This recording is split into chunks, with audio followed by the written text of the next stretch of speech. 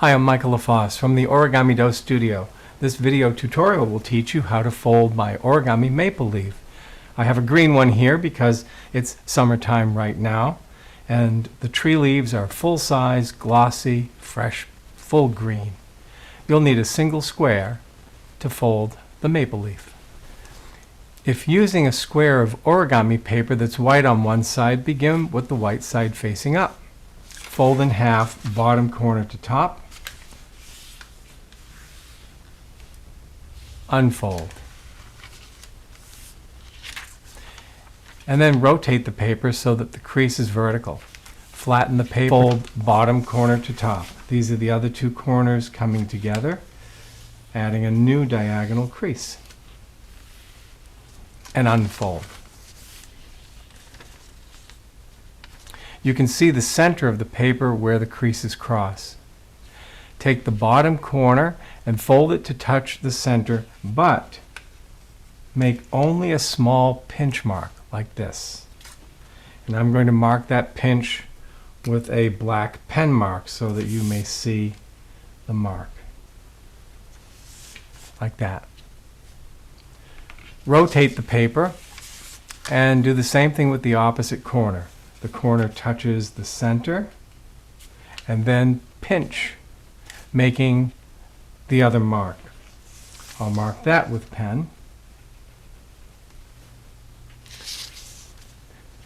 With the pen marks or pinch marks, top and bottom, take the bottom corner and fold it to touch the uppermost pinch mark.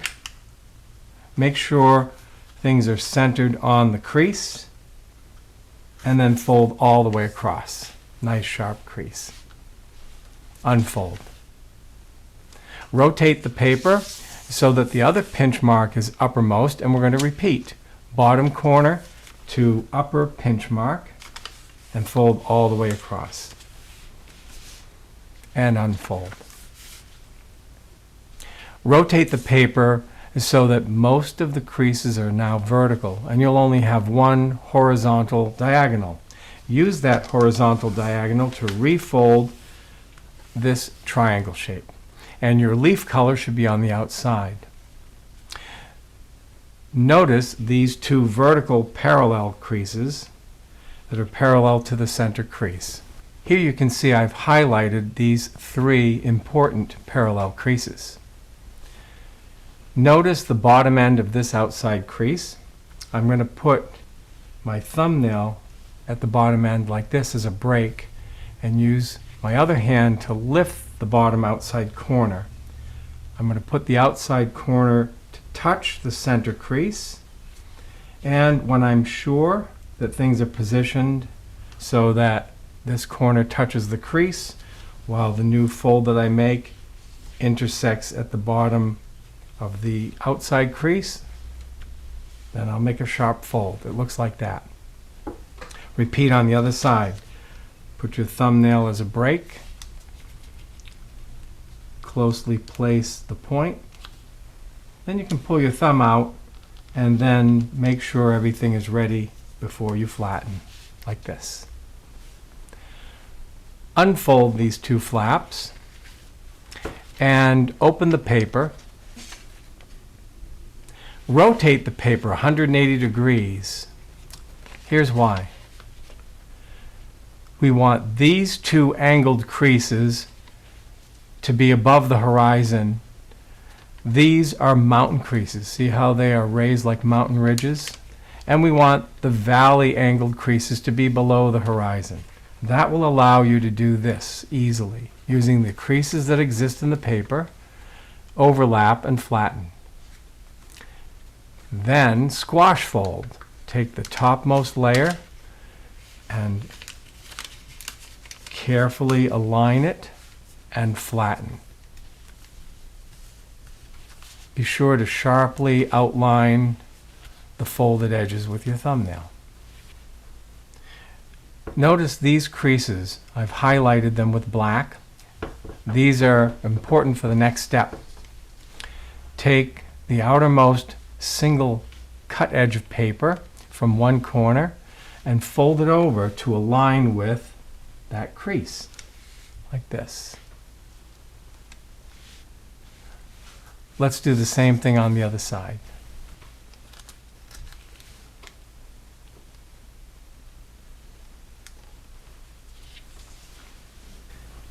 Here's a close-up of this area.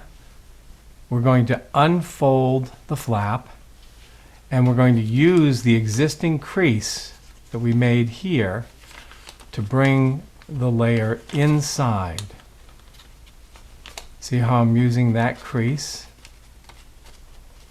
And the paper ends up inside. Now the reason we're doing this is also to make a newly folded edge here. I'm going to put a new mountain fold right up to the tip. And it looks like this. Just gently roll the edge over, guiding it to the corner and guiding it to the pivot. And when you've got it well started, flatten the fold. Like that. It's called an inside reverse fold. We're going to do the same thing on the other side. First, unfold, push in using the existing crease. Then, from the pivot, roll the edge over all the way to the end corner. And when you're sure it's a good straight run, flatten and sharpen the crease. Notice I've highlighted this center crease and see where it ends at the middle of the bottom edge. Notice also the corner here on the bottom right and the bottom left of these two lobes. Fold over the bottommost corner to make a triangle flap that spans from the bottom of this center crease to the bottom corner of this lobe. Nice sharp crease. And the same thing on the other side.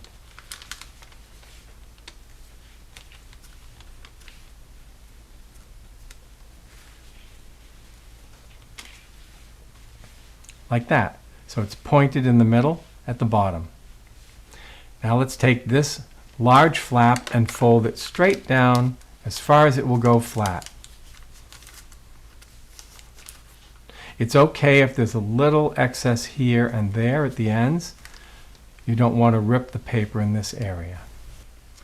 Fold this bottom corner up, and to know how far up, look for this corner that was hidden. Use that as your level and make sure everything's aligned with the center crease before you flatten. Let's make the petiole, which is the stem of the leaf, by bending this corner down right about there. It's an estimate. Anything that looks similar to this is going to be fine. Notice this sloping folded edge and the adjacent folded edge horizontally below. Fold the sloping edge down to align with the horizontal edge, like this. And do the same thing on the other side. Nice sharp creases. Unfold these two flaps and then lift up one of the long sides of the stem. Look what I'm doing to that edge. I'm folding it over at an angle down to the point, and right up here where the crease we made ends, we make a connection. And then pull, stretch, and flatten. This is called a squash fold. Like that. Repeat on the other side. Lift up the side of the stem edge. Roll over, stretch, and flatten. While we're on this side, I'd like for you to notice these two angled cut edges. We're going to use these as guides to put some veining pattern in. So if I hold down the edge and then take the single layer portion over,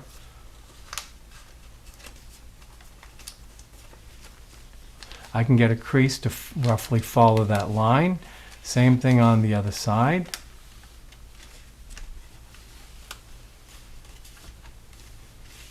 Right up to the corner. And then when you look on this side, you can see we've got these two veins. And from this side, sharpen them, making sure they hit the corners. Then sharpen this center vein. We're going to continue to add some veins. You can come up with your own veining pattern, but this is what I like to do. Starting here at this corner, I'm going to put a mountain fold, that's a fold that bends this way, down at an angle until it hits this crease. And at the point that happens here, I'm going to put a mountain fold up to touch this edge, like this. And then sharpen the center. And you see, we're echoing this 3 crease patterning. Do the same thing on the other side. And it can be just a quick pinch each way, like that. Just a few more touches. Down here to this corner, from here, put in a mountain fold. Like that. Same thing at the other bottom corner.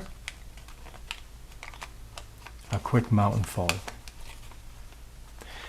And lastly, for the veining pattern, we're going to put in veins that reach up this way from the center, like this.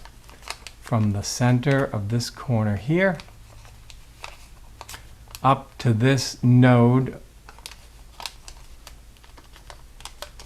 Just guide a mountain fold right up to there. You can see the effect. We'll do the same thing on the other side.